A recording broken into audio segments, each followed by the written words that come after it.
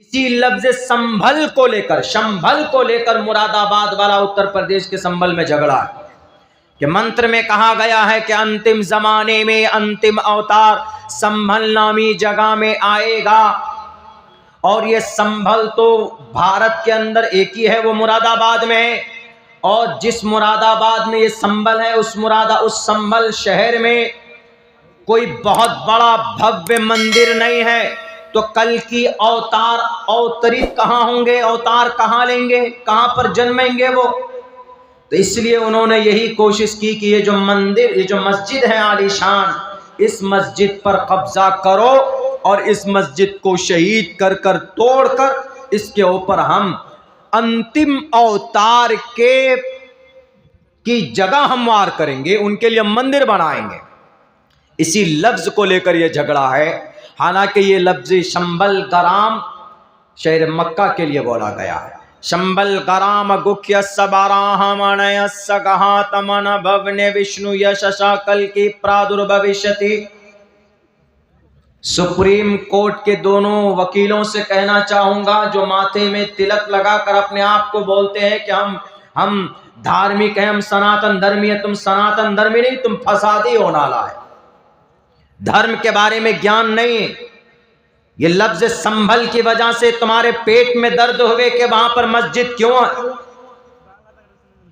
इसीलिए तालीम जरूरी, तालीमी बेदारी मुसलमानों आपके लिए भी जरूरी है, सनातन धर्मी के लिए भी जरूरी, हिंदू भाइयों के लिए। आप में तो अल्हम्दुलिल्लाह कुछ बेदारी ये है कि चलिए आपका मदरसा है, मकतब है, आप पढ़ते हैं, अपने बच्चों को भेजते हैं, धर्म के बारे में आपको बता दिया जाता है। लेकिन हमारे सनातन धर्मी भाइयों में तो बिल्कुल नहीं है, कहीं पर कॉन्सेप्ट ही नहीं है। हमारे बच्चे स्टेज पर बैठे हुए हैं, आपके इस जलसे में भी आए, आसपास में देखिए मदरसा है, यहीं पर डगरवा में मदरसा है, कस्बा में मदरसा है, जलालगढ़ में मदरसा है, लाइन बाजार पूर्णिया में मदरसा है। हर जगह पर क्या पढ़ाया जाता? कुरान पढ़ाया जाता। नूरानी कायदा से शुरू होती है बात, हम के पारे में जाते हैं, बच्चा नाजरा पढ़ता है, फिर कुरान को याद करता है। बहुत से बच्चे हिफ्ज में दिमाग नहीं चलता है तो अरबी में जाता है, फारसी पढ़ता है, अरबी अव्वल पढ़ता है, दोम सोम चारुम पंजुम शसुम अक्तुम दौरे में जाता है। उसके बाद तकमील अदब करता है, तकमील इफ्ता करता है, तखस्सुस फिल अदब करता है, तखस्सुस फिल हदीस करता है, तकमील तफसीर करता है। सारी चीज़ें पढ़ाई जाती। इसीलिए मुसलमानों को अपने धर्म के बारे में इनके गुरु ज्ञानी आसानी से मिल जाते हैं, यानी उलमाए किराम। हिंदू धर्म में कहीं नहीं देखेंगे आप, पूरी पूर्णिया के अंदर में आप छानबीन कर लीजिए, आपको कहीं पर भी एक रामायण पढ़ाने वाला कोई पाठशाला नहीं मिलेगा, आपको एक गीता पढ़ाने वाला कोई गुरु नहीं मिलेगा, आपको कहीं पर भी कोई अपने धार्मिक बातों को समझाने के लिए कोई इदारा नहीं है उनका। बस जो बातें कह दी गई पूर्वज से पुरखों से चली आ रही है, बस उसी को पकड़ लेंगे, लेकर बैठ जाएंगे, उसके बाद चलो कार्रवाई शुरू करो। अब बड़ा अफसोस होता है, 5 लाख केस उत्तर प्रदेश के हाई कोर्ट के अंदर में पेंडिंग है। उन केस के ऊपर सुनवाई के लिए इनके पास टाइम नहीं है। 2 घंटे में मस्जिद की क्या बात आई, 2 घंटे में ऑर्डर नाफिज हो जाता है, सर्वे कमीशन बन जाती है और रिपोर्ट सबमिट हो जाती है, और उसके बाद हमेशा के लिए झगड़ा खड़ा कर दिया जाता। देना जवाब मरने के बाद। कल महापढ़ ईश्वर के सामने जिसमें कहा गया हिंसा सत्यम करो दस्तयागा शांति रपैशुनम दया बुलेश्वर लूप तव मीर चापला। जुल्म नहीं होना चाहिए इस धरती पर, चारों तरफ जुल्म हो रहा। सत्यम सच बोलो। जब इस देश का मुखिया ही झूठा है, इस देश का प्रधान ही झूठा है, इस देश के सबसे बड़े बड़े 2 ओहदे पर फाइज होने वाले झूठ बोलते हैं, लोगों से फ्रॉड करते हैं और कहते हैं कि हमने सिर्फ लोगों को लुभाने के लिए ऐसा बोला था। कहना श्री कृष्ण जी को जब महापल्ले में बंदर की तरह डंडा पड़ेगा ना, उस वक्त कहना कृष्ण जी गलती हो गई। मेरे भाइयों, ये सारी चीजें तालीम से वास्ता, तालीम से की रोशनी में इन मसाइल को हल किया जा सकता है। इसीलिए मैं कहता हूँ कि भाई जो गलत फहमी है लफ्ज़ संभल के ताल्लुक़ से, ज़मीन व आसमान का फ़र्क है, थोड़ा व्याख्या करता हूँ। जो संभल है ये छोटी सीन से है, संभल मुरादाबाद वाला संभल, वो संभल का मतलब अलग है। और जो मंत्र में शंभल है जिसकी वजह से झगड़ा है वो शय से शंभल है, शाह शाह SH शाह। शंभले विष्णु यशचो शंभल गराम गुख्यस बराहमणय सगहातमण बवने विष्णु यशस कल की प्रादुर्भविष्यति। वो तो इसलिए लड़ रहे हैं कि अंतिम जमाने में एक अवतार आने वाला है, इसलिए कि 4 जमाने हिंदू धर्म में होते हैं, सतयुग, त्रेतायुग, द्वापर युग, कलयुग। सतयुग 16 लाख साल का होता है, त्रेतायुग 12 लाख साल का होता है, त्रेतायुग 8 लाख साल का होता है, द्वापर युग 8 लाख साल का होता है, कलयुग, ये कलयुग है, अंतिम जमाना 4 लाख साल का होगा। ये युग शुरू हुए 5000 साल हो गए, ये 4 लाख साल और चलेगा, समझिए 4.5 लाख साल का होता है। इस अंतिम कल की अवतार कल युग में 95% बुराई होगी, 5% अच्छाई होगी। तो इन बुराई के खात्मे के लिए अंतिम अवतार आएंगे। 7 अवतार अभी तक आए हैं, जिनमें से 14 अवतार आएंगे। 7 अवतार आ चुके हैं, इनमें से 14 अवतार, लास्ट 14वां जो अवतार है अंतिम अवतार, उसके बाद में कोई अवतार, यानी जैसे हमारा अकीदा नबी का है कि हमारे नबी आखिरी नबी है, 1,24,000 तकरीबन अंबिया किराम आए, उनमें से लास्ट नबी हमारे नबी मोहम्मद रसूलुल्लाह सल्लल्लाहु अलैहि वसल्लम। इनको कुरान की लैंग्वेज में खातिमुन नबिय्यीन कहा गया। मा काना मुहम्मदुन अबा अहदिम मिन रिजालिकुम वलाकिन रसूलुल्लाह व खातमुन नबिय्यीन। अब कोई नबी नहीं आने वाला। नबी क्यों आता था? अल्लाह के पैगाम को पहुंचाने के लिए। और नबी कोई आसमान से नहीं आता था, बल्कि हमारे और आपके बच्चों में से रब उनको मुंतखब करता था, आसमान से नहीं आता था। हिंदू धर्म में अकीदा अलग है। हिंदू धर्म में अकीदा यह है कि अवतार इंसान में नहीं होता, बल्कि जो अवतार होता है वो इंसानी रूप धारण करके जो खुदा है, वो खुदा देखता है कि पूर्णिया के अंदर बहुत करप्शन है, लाइन बाजार में डॉक्टर लोग बहुत ज़्यादा घूस खा रहे हैं, बहुत ज़्यादा वहाँ पर चेकअप में पैसे लिए जाते हैं, नाजायज़ पैसे लिए जाते हैं। गरीब अगर कोई 10,000 रुपये लेके आता है तो सब खत्म हो जाता। चलो वहाँ के करप्शन को मिटाएंगे। तो इस करप्शन को मिटाने के लिए डॉक्टर ही की शक्ल में वो अवतार अवतीर्ण लेगा, आसमान से जमीन पर आएगा और फिर यहाँ पर रहकर उस बुराई का खात्मा करके फिर वो चला जाता, फिर वो दूसरी जगह पर चला जाता जहाँ उसकी जरूरत होती। इसी को गीता में कहा गया है, यदा यदा ही धर्मस्य ग्लानिर्भवति भारताभ्युत्थानम धर्मस्य तदात्मानं सृजाम्यहम्।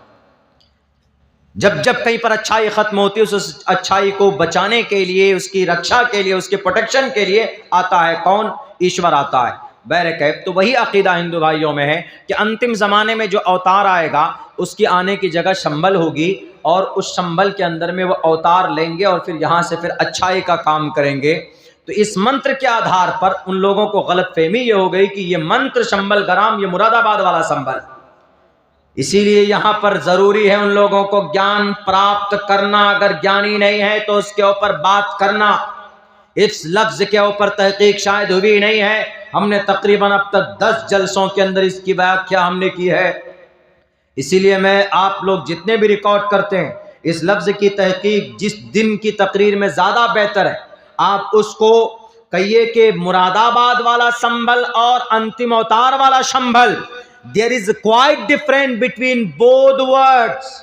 एक का मतलब शंभल गराम अमन की जगह, एक का मतलब संभल मुरादाबाद। से सीन और शीन में फर्क है, सीन और शीन में फर्क है। There is quite different between से एंड शे। You can different by pronunciation of the word. इस लफ्ज की अदायगी जब आप करेंगे तब आपको पता चलेगा कि भाई ये फर्क है। तो डॉक्टर M.A. श्रीवास्तव लिखते हैं कि जो मंत्र है, ये मंत्र मुरादाबाद वाले संबल के लिए नहीं है, बल्कि इस मंत्र का ताल्लुक अंतिम अवतार से है। और अंतिम अवतार आने वाला नहीं है, वो आ चुका है। कहां आया है? ये पूरा मंत्र संबल गराम अमन की जगह। बाप का नाम क्या होगा उसका? विष्णु यश। विष्णु यश का अरबी तर्जमा अब्दुल्ला। माँ का नाम क्या होगा? सोमवती। सोमवती का अरबी तर्जमा आमिना। कौन से कबीले में पैदा होगा? ब्राह्मण समय, ऊंचे खानदान में। ऊंचा खानदान अल्लाह के नबी का क्या? बनी हाशिम। तो पूरा मंत्र डॉक्टर M.A. श्रीवास्तव लिखते हैं अपनी किताब के अंदर कि ये पूरा मंत्र अगर फिट आता है किसी जात पर तो जनाब मोहम्मद रसूलुल्लाह सल्लल्लाहु अलैहि वसल्लम। यानी अल्लाह के नबी को ही वो लोग अंतिम अवतार मान रहे हैं जो कि आ चुके हैं, लेकिन उनका अकीदा आज नहीं है मोहम्मद रसूलुल्लाह पर। तो वो ये कैसे पता चलेगा? ये तो जब ही पता चलेगा जब शास्त्रों को पढ़ेंगे। मुसलमानों, आपको आपकी शरीयत के बारे में कहाँ से पता चलेगा? आप जब अपने ग्रंथ को पढ़ेंगे, जब आप अपनी किताब को पढ़ेंगे, तभी आपको पता चलेगा कि रोज़ा क्या, नमाज क्या। आज हम पूर्णिया में थे, हम अपनी गाड़ी डायरेक्ट हम सफ़र से आए तो पूर्णिया चले गए, तो वहाँ पर हम अपनी गाड़ी ठीक करा रहे थे, तो एक सामने एक आदमी बैठा हुआ हमको कह रहा है कि आपका नाम क्या मौलाना? मैंने कहा कि अब्दुल्ला सालिम। बोला अच्छा। खैर वो यूट्यूब वगैरह में देखा होगा तो पहचान गया। बोला मौलाना एक मसला पूछना चाहता हूँ और आप मुझे उम्मीद है कि आप सही से बताएंगे। बोला अगर गुस्से में बीवी को तलाक दे दें तो? गुस्से में? हमने कहा कि बिल्कुल हो जाएगी। तलाक में थोड़ी सी डिफरेंसेस है जमात अहले हदीस उनके नज़दीक में और हमारे अइम्मा किराम थोड़ा सा डिफरेंट है, वरना सारे लोगों का, जमहूर उलमा का, तमाम के तमाम सलफ़ का एक ही मौक़िफ़ है। हम इख्तलाफी बात करते नहीं हैं, लेकिन उन्होंने ये कहा कि हमने अपनी बीवी को, अगर किसी ने अपनी बीवी को गुस्से में तलाक दे दे तो क्या तलाक हो जाएगी? मैंने कहा बिल्कुल हो जाएगी तलाक। हमने कहा कि अरे बीवी को गुस्से में तलाक देना तो दूर की बात, अगर मजाक में भी बीवी को यूँ बोल देना मोहतरमा मैं तुमको तलाक नहीं दे रहा हूँ लेकिन मजाक में दे रहा हूँ कि तुमको तलाक है, तुम मेरी निकाह से चली गई, जाओ, तुमको 1 2 3 बोल देते जाओ, तो तलाक होगी? हमने कहा कि बिल्कुल हो जाएगी। हमने कहा कि मजाक में भी तलाक पड़ जाती है। 3 चीज़ें ऐसी है कि अगर आप उसका रियल तो रियल है ही, लेकिन उसका मजाक भी रियल है। 3 क्या क्या? एक निकाह है और एक तलाक है और एक अक़्द मज़ारबत है। निकाह का मतलब यानी निकाह में भी अगर कोई बालिग लड़की है, मुस्लिम है, कोई बालिग लड़का है, सड़क के किनारे कहीं पर एक दूसरे के हाथ पकड़ कर बोल रहा है आज से you will be my life partner, will you accept me? आज से आप मेरी मोहतरमा हो, क्या आपको कबूल है? वो बोल रही हाँ आप मुझे कबूल हैं, आज से आप मेरे शौहर हैं, क्या आपको कबूल है? उनको लड़की भी उनको एक्सेप्ट करती है और लड़का भी कबूल करता है, तो क्या ये निकाह हो जाएगा? मजाक मजाक में हो रहा है। वहां पर एक थर्ड पर्सन है जो चाय बेच रहा है, वो देख भी रहा है कि अरे ये क्या कर रहे हैं दोनों हाथ पकड़कर, ये अबिलतू कबिलतू कर रहे हैं लग रहा, देख रहा है वो सब, यानी बतौर गवाह सब मजाक में हो रहा है। तो क्या निकाह हो जाएगा? निकाह हो जाएगा वहां। इसीलिए बोलते हैं ना कि जब मियाँ बीबी राजी तो क्या करे काजी, ये इसी के लिए है। यानी अगर कोई काजी भी नहीं है, माँ बाप भी नहीं है, कोई नहीं है रिश्तेदार, जंगल में है, लड़की लड़का ने एक दूसरे को कबूल कर लिया, हिजाब कबूल हो गया और एक आदमी वहां पर गवाह है, एक आदमी, तो निकाह होगा, निकाह हो जाएगा। लेकिन इसका मतलब नहीं कल से जाकर पकड़कर हाथ पकड़ किसी को कबील तो करना। इतने चप्पल पड़ेंगे कि सर में एक भी बाल नहीं रहेगा। सिस्टम के खिलाफ है, समाज के खिलाफ। इससे ये बताना मकसूद है शरीयत को कि निकाह बहुत आसान है, जितना आज भारी कर दिया गया है ना, बाज़ाब्ता आप तो लिस्ट में लिखा जाएगा, निकाहनामे में लिखिए, महर के साथ लिखते हैं ना कि महर कितना है, वो भी लिखते हैं ना, अब लिखा जाएगा कि भाई कौन सी गाड़ी दी है, खपाची दी कि पल्सर दी। रिश्ता तय होता है, उसके बाद डायरेक्ट गाड़ी की बात आती है और कुछ नहीं, गाड़ी कौन सी ले रहे हैं, पल्सर ले रहे हैं, खपाची ले रहे हैं, बुलेट ले रहे हैं, यही हो रहा है। कर्जा ले लेकर, मेरे स्कूल के अंदर में एक मजदूर आता है बेचारा, बोला क्या हजरत सारी बेटियों का कर चुका हूं, लास्ट बेटी बाकी है, जहां रिश्ता करना चाहता हूं उनका डिमांड था क्या, अपाची गाड़ी। बोला जिंदगी में कभी लोन नहीं लिया, मजबूरन हमको बंधन लोन लेना पड़ा 50,000 का, सब कुछ लेने के बावजूद रिश्ते वाले भाग गए। बताइए इस समाज का बेड़ा गर्क होगा कि नहीं होगा? योगी, मोदी, जॉर्ज बुश, पुतिन, नितिनयाहू मुसल्लत होगा कि नहीं होगा? ये पता कौन है? ये अल्लाह के तरफ से भेजे हुए नितिनयाहू, पुतिन, जॉर्ज बुश और ट्रंप, ये अल्लाह के तरफ से भेजे हुए हैं, समझ लीजिए आप। उस टॉपिक पे नहीं जाऊंगा, तकवीनी निज़ाम के तहत अगर बात करेंगे तो बड़ा लंबा, बड़े मुजरिम अमीर हो गए फिर। तो इसीलिए मेरे भाइयों तालीम की सख्त ज़रूरत है। तो उन्होंने हमसे यही पूछा कि मौलाना क्या है, कैसे है समाज के अंदर? अब वही बीवी को तलाक दे दी, लेकिन वहाँ क्या लिखा है, तलाक हो गई, वहाँ पर एक साहब ने लिखा ये तलाक नहीं हुई है, मियाँ बीवी रह सकते हैं दोनों साथ में। शरीयत का मजाक, खिलवाड़। फौरन हमने 3-4 जगह पर उस मैसेज को फॉरवर्ड किया, सबने कहा कि नाजायज और हराम है, हराम है, हराम है, बीवी के साथ रह नहीं सकता। जो निज़ाम है, जो प्रोसेस होगा अब आगे यहाँ से उसको फॉलो करना होगा। हमारे हिंदू धर्म में ऐसा नहीं है।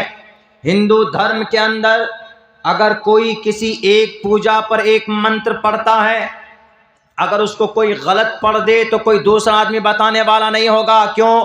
क्योंकि वो मंत्र पूरे 50 लाख आदमियों में या 50,000 आदमियों में एक गुरु को ही पता होता है, और वो ब्राह्मण होगा गुरु। इस्लाम में ऐसा नहीं है। इस्लाम में सूरह फातिहा अगर कोई एक मुसलमान गलत पढ़ेगा तो 10 मुसलमान टोकने वाले होंगे, क्योंकि उनको याद है 10 मुसलमान इसके अंदर अपने धार्मिक किताबों को पढ़ने की आज़ादी होती, जो कि हिंदू धर्म के अंदर नहीं है। इसलिए मैं खुले लफ्ज़ों में अदब के साथ बेखौफ होकर यह वाज़ेह कर देना चाहता हूँ